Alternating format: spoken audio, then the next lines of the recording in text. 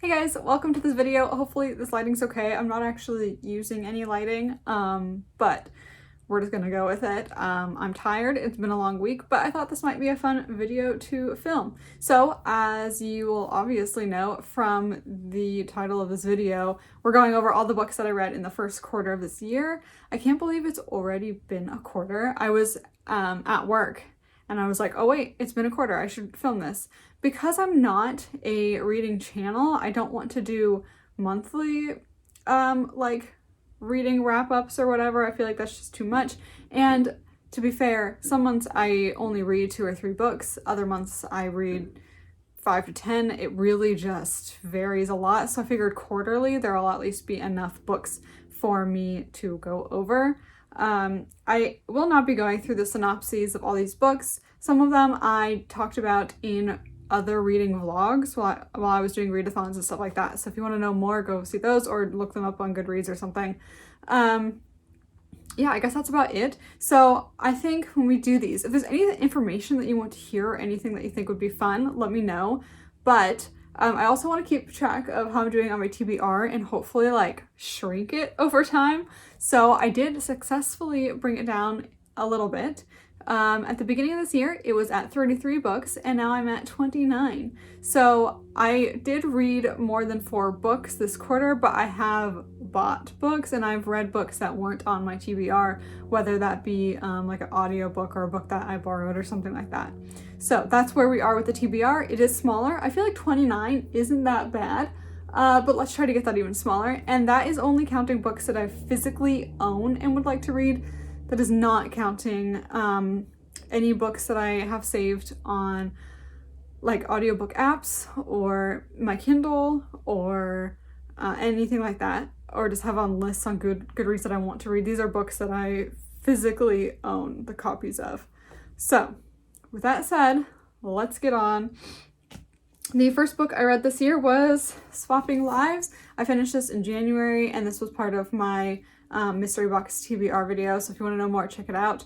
It was an okay book, but there were some flaws. The next was Come Tumbling Down by Seanan Mcguire.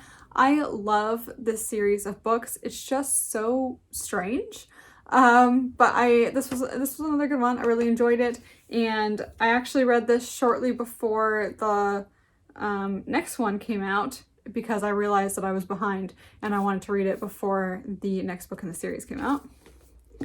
The next one was Concrete Rose. I don't read a whole lot of contemporary, but this is the book that is the prequel for The Hate You Give, and I really love that book, so I wanted to read it. It is based on the main character in The Hate You Give. It is based on her father's life, so if you want to know more about that, it is a very good read.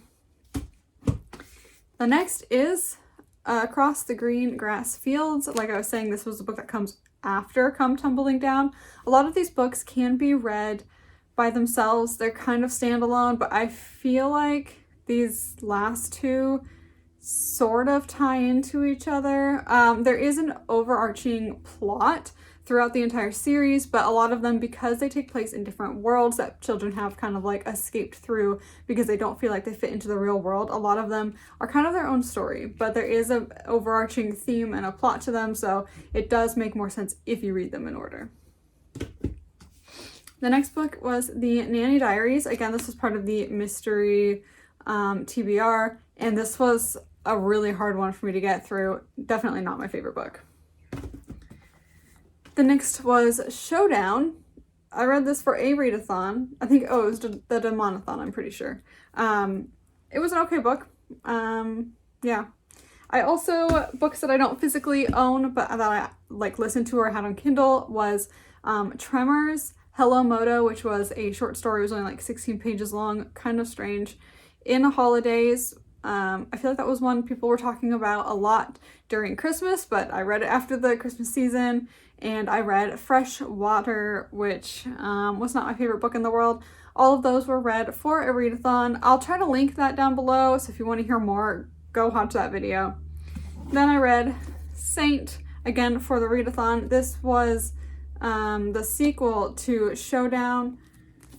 And then we have The Happiness Advantage, and this is actually a book that I read for work.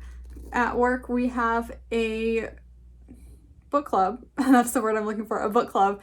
And we read books that are relevant to the workplace. And so this was one that we've read. The next one is something about company culture, and the one before that was So You Want to Talk about Race, talking about race in the workplace and having those conversations. This book was basically about how you can kind of train your brain to be happy, and if you know, those kinds of things. It's a good read, it's interesting. I do recommend it. The next book was The Time Machine by H.G. Wells, which I read for the Buzzwordathon. The prompt for March, I think, was time, and I forgot to say Across the Green Grass Fields. I also read for that in February. The prompt was a color, and so it had green in the title. In January, I skipped. I actually really enjoyed The Time Machine. I am not big when it comes to science fiction books, but I feel like the older ones I enjoy more, and I think I was talking about this with some people, and I think part of the reason for that is that there is a bit of a fantasy aspect to the older science fiction novels, because that technology didn't exist in any way whatsoever. As we're now, like, we have cars and we have planes and we have tablets and phones and computers and all of this stuff. And so now when people write science fiction, it's very technical, it feels, versus the older writers. They were more fantastical and they didn't try to explain too much how things worked. I'm thinking maybe that's why I liked it better. Anyway, it was an interesting read. It's relatively short. I recommend it. The next book was Drums of Autumn. This is such a long book. I like this series, but the books are so long. I would say I'm not going to go into plot at all because I don't want to spoil anything, but this was probably one of my favorite books in the series so far. It is book 4. I would say, I don't know if I like this one better than the first one, but maybe it's like my second favorite, and then the second and third are good, but they didn't stand out as being super amazing, but I really do like this one. They give a different point of view and a different aspect, so I think that's why I like it. The next book, which I read while I was in Florida and actually bought while I was down there at a comic book store, is The Last Man. So I will talk about this one because I haven't talked about it in any other videos, but basically there's like a disease or something happens where all of a sudden one day all the men die, with the exception of this guy and his monkey. And so all the females are basically put in charge of everything because men don't exist. So I'm not going to say any more than that because that's the basic synopsis and I don't want to give too many spoilers. I read obviously only the first one, but I will continue reading the rest of the series because it's interesting, and the way this one ends makes me want to read more because it ends on kind of like a, oh my, what are they going to do about that? So it'll be interesting. And then the last book that I've read this quarter is A Deadly Education. I did really enjoy this book. I feel like I had really high hopes for it and maybe it didn't quite meet those. I think I gave it a 4-star. It's really good. It definitely has some of your like teenage angst tropes, teenage romance kind of situation, but I appreciate the way it was done in here. I feel like there are some tropes and some ways that teenage romance is portrayed that's just so overdone that it's annoying, and this one did it a little bit differently, so I appreciate that. I've had a hard time recently reading young adult, simply for that reason, because I feel like it's just the same thing over and over again, but this one was just a little bit different. I would say, if I had to compare it to something, I would almost say Harry Potter, but like darker. I wouldn't say it's scary, but basically it's about this girl and she's basically known for, well, she's not known for it, but she was prophesied to have power that could just like destroy the world. So she's super powerful, but in order to use that power, you have to have mana and it has to come from somewhere. And so she's decided to harvest mana by like crocheting or exercising and doing stuff like that, instead of what she could very easily do and just taking other people's life source.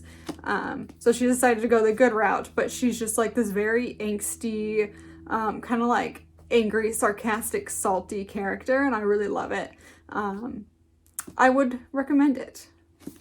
And that's it. That's it for this quarter. If you would like to see more of these videos, let me know. If there's any books that you think I would enjoy that I should add to my TBR, let me know. And if you like this video, make sure to like, comment, and subscribe. I'll see you guys in the next one. Bye!